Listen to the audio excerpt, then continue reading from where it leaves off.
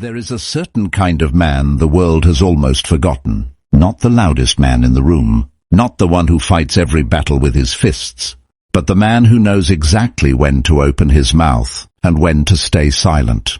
The Stoics called this the highest form of masculine strength. And today, we're going to talk about the 12 moments in a man's life where speaking up is not just an option, it is his duty. 12 times a real man must speak up. Stoic Wisdom. Marcus Aurelius, Epictetus, Seneca.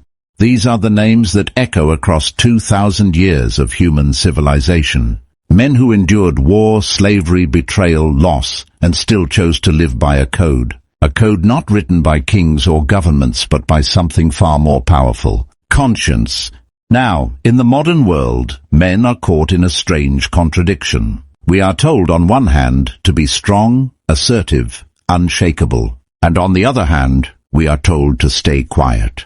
Don't rock the boat. Don't make it awkward. Don't be that guy. But here's what the Stoics understood that most of us have forgotten. Silence when words are needed is not peace. It is cowardice wearing a mask. And I want to be very clear about something before we begin. This video is not about encouraging men to be aggressive, argumentative, or domineering. Quite the opposite. Stoic wisdom teaches us that the man who speaks at the right moment, with the right words, from the right place inside himself, is a rare and powerful force in this world. So today we are going to walk through 12 specific situations drawn from Stoic philosophy, ancient texts, and the hard-won lessons of real life, where a real man must find his voice. Some of these will make you uncomfortable. Some will make you nod your head.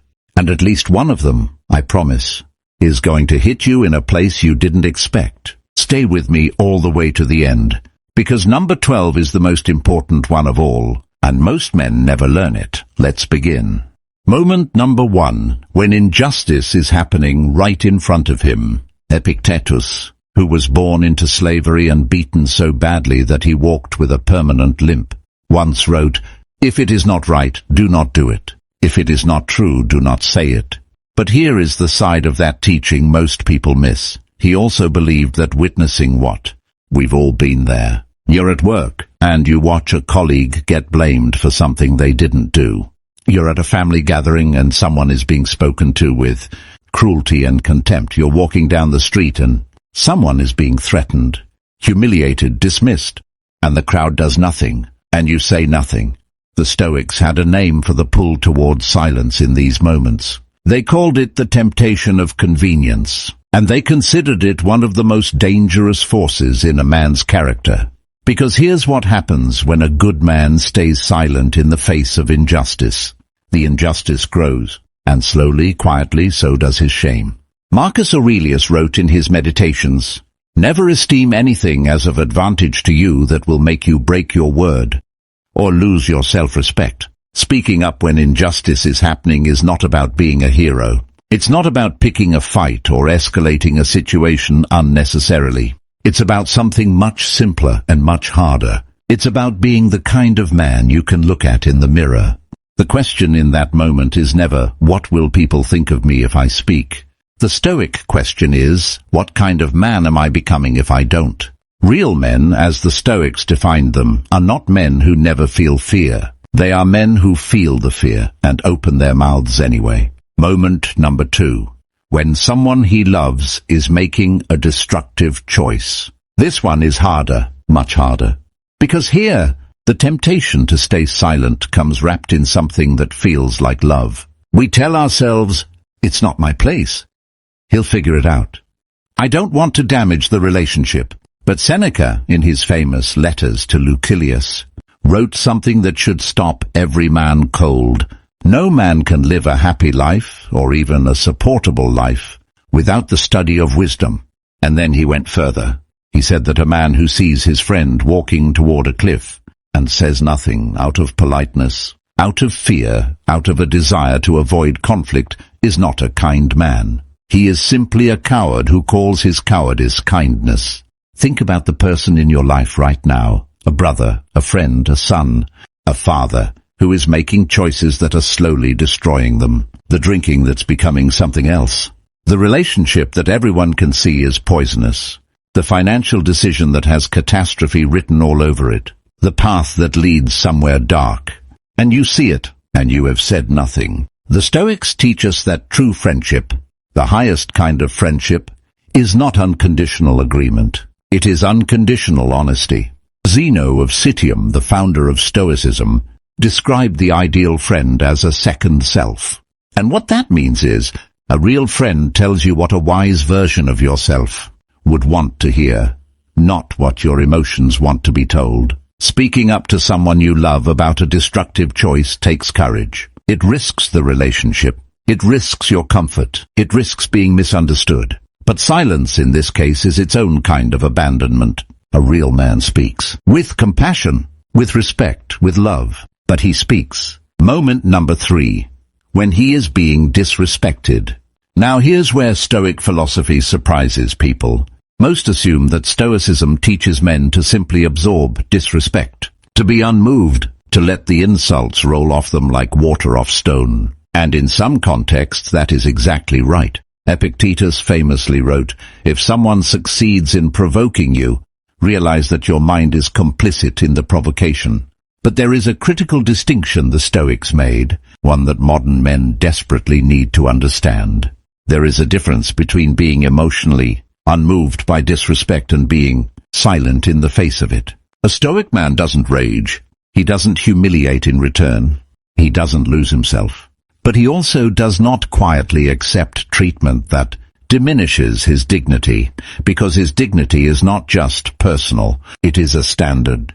When a man allows himself to be consistently disrespected without response, he is not practicing Stoic calm. He is teaching others how to treat him. He is lowering the standard not just for himself, but for every person watching. Marcus Aurelius understood this deeply.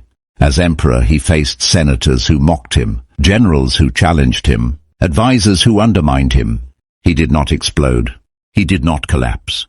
He spoke clearly, firmly, without apology. Speaking up when you are being disrespected doesn't require anger. It requires clarity. It sounds like, "I need you to speak to me differently." It sounds like, "That's not acceptable." It sounds like a man who knows his own worth. And here's the deeper Stoic truth. The man who calmly, firmly holds his standard in the face of disrespect is not a threat. He is not aggressive. He is something far more powerful. He is simply not available to be treated that way. Moment number 4. When the truth needs saying and everyone else is staying quiet. There's a phenomenon in psychology called pluralistic ignorance. It's when a group of people all privately disagree with something, but assume they're the only one who feels that way. So everyone stays quiet, and collectively, a group of people who all know something is wrong ends up pretending it's fine. It happens in boardrooms, in families, in friendships, in nations. The Stoics didn't have a name for it, but they had an answer for it. Cato the Younger, one of the most celebrated Stoic figures in Roman history, was famous for one thing above all else. He said what was true, regardless of who was in the room, regardless of what it cost him, and it cost him everything. His career, his alliances, eventually his life, and yet, 2,000 years later, we still say his name.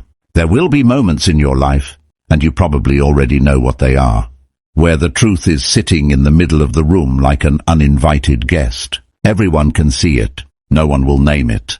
The project that everyone knows is failing. The leader that everyone knows is wrong.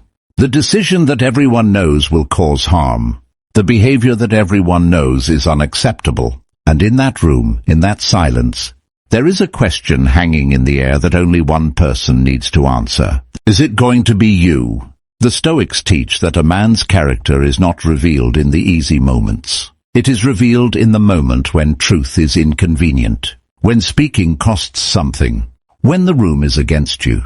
Seneca wrote, "It takes more courage to be honest when everyone is pretending than it does to be honest when no one cares." A real man speaks the truth the room needs to hear, not to be right, not to be admired, but because the truth, left unspoken, poisons everything it touches. Moment number 5. When his children need guidance, not silence. If there is one silence in a man's life that haunts him more than any other, it is the silence he kept with his children. I want you to think about something for a moment.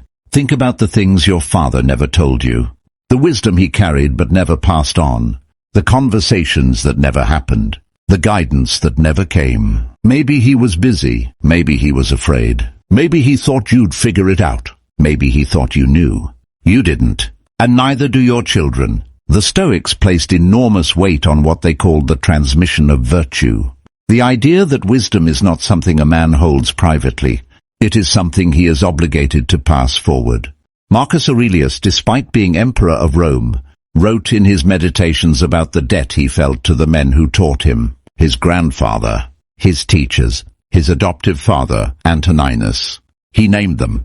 He described what each of them gave him, not wealth, not status, wisdom. A real man talks to his children about what life actually is, about failure and how to stand back up, about work and what gives it meaning, about relationships and what they demand, about character and why it matters more than success. He tells them about his own mistakes, not to burden them, but to protect them. He says, "I love you," not once, not on birthdays, but often enough that it becomes the background music of their life. He answers the hard questions about death, about purpose, about right and wrong, even when he doesn't have perfect answers. Because here is what the Stoics knew about children. They are always listening, even when no words are being spoken. And the silence of a father, the things he never said, the conversations he never had, become part of who his children are. Speak to your children, teach them, guide them, tell them the truth about the world, and then tell them you believe they can handle it. That is not softness. That is the most important work a man will ever do. We're halfway through, and I want to ask you something. Which of these 5 moments has hit closest to home for you so far? Is there someone in your life you need to speak to, the conversation you've been avoiding? Drop it in the comments. I read every single one. And if this video is giving you something, if it's speaking to something you felt but couldn't quite name, please hit the like button right now. It takes 2 seconds and it helps this message reach the men who need it most. Now, let's keep going. Moment number 6, when he needs to say, "I was wrong." There is a particular form of courage that the modern world has nearly destroyed in men. It's the courage to say 3 words, "I was wrong." We live in an era of infinite justification. There are entire industries built around helping people explain why they don't need to apologize, why they were actually right, why the other person misunderstood, why the circumstances made it inevitable.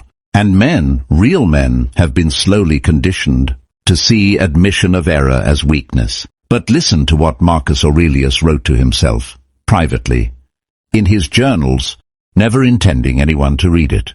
"If it is not right, do not do it. If it is not true, do not say it. And if you have said or done what is not right, correct it." The Stoics did not believe in ego protection. They believed in character refinement. And the only path to refinement is the willingness to look clearly at where you have fallen short and say so. Think about the relationships in your life that have been damaged by your pride, by the argument you won on a technicality but lost in truth, by the apology you were too proud to give, by the wrong you knew you committed but never acknowledged. Those silences have weight. They accumulate.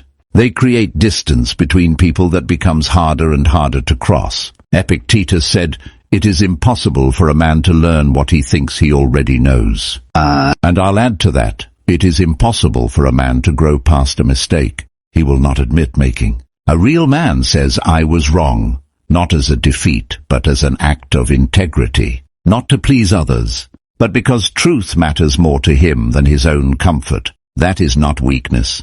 That is the mark of a man who is still becoming. Moment number 7, when he must defend his values under pressure. The crowd is one of the most powerful forces in human psychology. It whispers, it nudges, it applies its pressure so gradually that most men don't even notice they've drifted away from themselves until they are somewhere they never intended to be. Seneca wrote one of the most powerful warnings in all of Stoic literature. Retire into yourself as much as you can. Associate with those who are likely to make you better. Welcome those who are capable of improving you. The crowd is the enemy of virtue. Now, I want to be clear. This is not a call to isolate, to be arrogant, to reject community. The Stoics were deeply social thinkers. What Seneca is describing is the specific moment when the pressure of a group begins to push a man towards something he knows is wrong, and the choice he faces in that moment. You know the scenario. The colleagues laughing at a joke that dehumanizes someone. Do you laugh along? The group of friends encouraging a decision you know is destructive. Do you nod and go along? The culture, the trend, the movement of the moment pushing you toward a position your deeper self rejects. Do you comply? Cato the Younger, when asked why he didn't simply adjust his principles to match the political winds of Rome, said, "I would rather be hated for doing right than loved for doing wrong." This is the moment that separates a man with values from a man who merely holds values when it costs him nothing. Under pressure, under ridicule, under the gravitational pull of the crowd, a real man opens his mouth and says where he stands, not to be rebellious, not to be difficult, but because a man who cannot defend what he believes in is a man who doesn't truly believe in anything. Moment number 8, when gratitude is owed and left unsaid. This one is quieter than the others, but it may be the one that stays with you the longest. Marcus Aurelius begins his meditations not with philosophy, not with strategy, not with battle plans, but with a list of people he is grateful for. His grandfather, his father, his mother, his teachers, his emperor and adoptive father Antoninus Pius. Page after page of gratitude.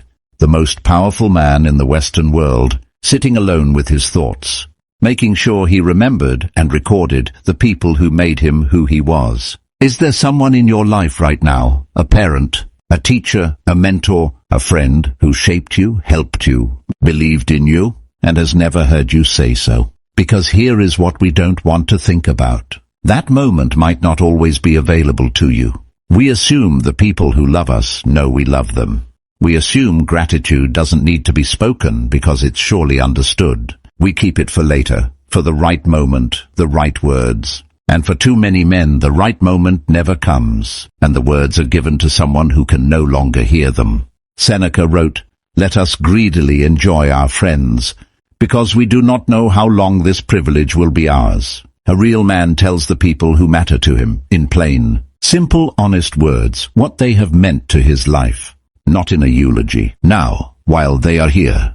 Moment number 9, when he must say no. The inability to say no is one of the great silent crises in men's lives today. It does not announce itself. It doesn't come with dramatic consequences overnight. It simply builds, slowly, quietly, an entire life, constructed around the needs and expectations of everyone else, with almost nothing left at the center for the man himself. Epictetus taught that the clearest path to inner freedom begins with a simple question. Is this within my control, and does it align with my values? If the answer to either is no, then so is the man's answer. No is a complete sentence. It requires no apology, no lengthy explanation, no performance of guilt. And yet, for many men, saying no feels like a violation of some unwritten contract with the world. Like disappointing people is a kind of failure. Like boundaries are selfish. The Stoics would say this is confusion, and they would say it comes from a fundamental misunderstanding of what your life is for, your time, your energy, your attention, your presence. These are not infinite. They are among the most precious and most finite things you possess, and every yes you give to something that does not deserve it is a no you are giving to something, or someone, that does. A real man knows what he stands for, what he values, what he is building, and he guards it with a calm, firm, unapologetic no, whenever it's being pulled in a direction that does not serve the life he is trying to live. Moment number 10, when he has failed and needs to own it. Failure happens to every man. The business that didn't work, the relationship that fell apart, the plan that collapsed, the goal that was missed, the role you weren't ready for. It is coming, or it has already been here, and the question is never whether you will fail. The question is what kind of man you are when you do. Epictetus wrote, "Men are disturbed not by things, but by their opinions about things. And the Stoic approach to failure begins here with an honest accounting, not blame-shifting, not minimizing, not the long list of external factors and impossible circumstances. Just, I failed. Here is what I did wrong. Here is what I'm going to learn from it. That statement, spoken out loud to the people affected, to your own inner self, is one of the most powerful things a man can say, because it breaks the spell of shame. Shame lives in silence. It grows in the spaces between what happened and what was admitted, and it is one of the most paralyzing forces in a man's life. When you own your failure, clearly, honestly, without self-pity, you take back the power that failure took from you. A real man stands in front of his failure and says, I own this, not as punishment, but as the first step forward. Moment number 11, when he must stand alone. There will be a moment, perhaps there already has been, when a man must take a stand that no one around him will support, when doing the right thing means standing completely alone. Marcus Aurelius governed an empire for nearly 2 decades, and he often wrote about the isolation that came with holding to his principles in a world that rewarded compromise. He didn't write about it with self-pity. He wrote about it with the quiet, steady commitment of a man who understood. The worth of a position is not determined by how many people hold it. Cato the Younger stood against Julius Caesar, when every politician in Rome had already surrendered or switched sides. He knew he would lose. He spoke anyway. Epictetus taught in poverty and obscurity, enslaved, dismissed, and his words changed the world. These men understood something that the crowd will never understand. History is not changed by the majority. It is changed by the man who is willing to be the only one. There will be a moment, perhaps in your professional life, perhaps in your family, perhaps in your community, now where the right path leads away from the group, where integrity means isolation, at least for a time. And in that moment, the question is not, what will everyone think? The Stoic question is, can I live with myself if I don't? A real man speaks and stands alone if he has to. Because a conscience that requires company is not a conscience. It's just a crowd. Moment number 12, when he must speak to himself. This is the one. This is the conversation that determines every other conversation. Marcus Aurelius did not write his meditations for the public. He wrote them for himself. They were private letters from a man to his own conscience, a daily practice of honesty, where he examined himself, challenged himself, corrected himself, and reminded himself of what truly mattered. He was one of the most powerful men who ever lived, and every morning he spoke to himself like a student. Here is what most men never do, and what every Stoic master considered the foundation of everything else: the daily conversation with yourself. Not the passive drift of thoughts in the shower, not the scrolling, not the distraction. A real conversation, an honest one. Who am I becoming? Am I living by what I claim to believe? Am I the man I want my children to see? What am I afraid to admit, even to myself? What do I know I need to do that I keep putting off? Seneca wrote, examine yourself, question yourself, watch yourself. He wasn't talking about self-obsession. He was talking about the discipline of self-awareness, the commitment to be honest with yourself when it would be easier, more comfortable, more convenient to look away. Because here is the hardest truth in all of Stoic wisdom. A man who cannot speak truthfully to himself cannot truly speak truthfully to anyone else. All the courage we've talked about today, the courage to name injustice, to guide the people you love, to hold your values under pressure, to own your failures, to stand alone, all of it flows from one source. A man who has learned to have that conversation, the most private one, the one where there is no audience, no applause, no reputation to protect, just you and the truth of who you are. Speak to yourself honestly every day. Hold yourself to the standard. Don't let yourself off the hook. And then, equipped with that honesty, go out and speak where it matters. That is the Stoic way. That is the way of a real man. So let's bring it all together. The Stoics did not teach silence. They taught intentional speech. They taught men to know the difference between words that come from fear, ego, and impulse, and words that come from wisdom, courage, and love. They taught that a real man speaks, when injustice demands it, when someone he loves is in danger, when disrespect needs to be named, when truth needs a voice in the room, when his children need a guide, when he owes the words "I was wrong," when his values are under pressure, when gratitude is owed, when boundaries must be held, when failure must be owned, when the crowd is wrong and he knows it, and every morning, when the most important conversation of his life begins. That last one, that internal voice, is where all of this begins, because you cannot give what you have not first found in yourself. Waste no more time arguing about what a good man should be. Be one. Marcus Aurelius. If this video spoke to something in you today, something real, please do one thing. Share it with one man in your life who needs to hear it. A brother, a friend, a father, a son. You might not have the words for the conversation you need to have with him. Maybe this video is that conversation. Like this video if it gave you something. We go deep. And we go honest. Every single week. And in the comments, I want to know, which of these 12 moments do you need to work on most? I'll be reading every reply. Until next time, speak with courage, live with intention.